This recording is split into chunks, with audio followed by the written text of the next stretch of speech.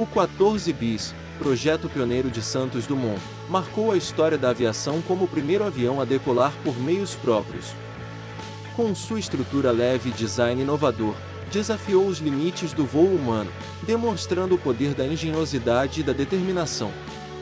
A coragem de Dumont, ao enfrentar os céus de Paris em 1906, não apenas inspirou gerações futuras de aviadores, mas também abriu caminho para uma nova era de exploração aérea.